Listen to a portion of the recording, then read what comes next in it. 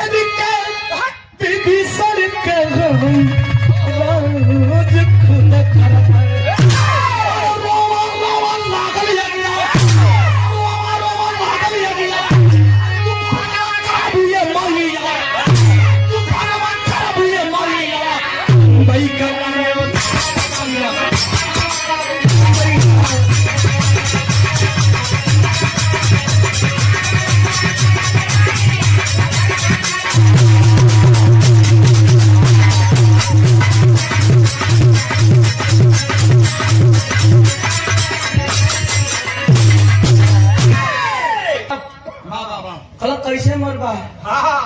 विभीषण का मित्र रामचंद्र हुन, लोग कहला कि बहुत बड़ा देवता भी हुन। कैसे मरबा? उतना महाबली तुहार दादा रावण रहना हो तो कुछ करना पैलन। शंकर भगवान के पूज के अब वरदान पाए के शंकर भगवान के प्रसन्न कैले रहते रहना हो तो कुछ ना कर पैलन। 13 बरिस लड़का घर स्कीम आई।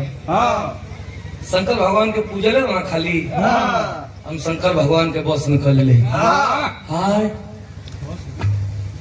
दादी मंदोदरी विजय श्री का टीका लगा करके कहती कि जा बेटा, खानदान का तुझ पे कर्ज है, उस कर्ज को उतारो। क्या कहती है मास्टर? कर्ज हो।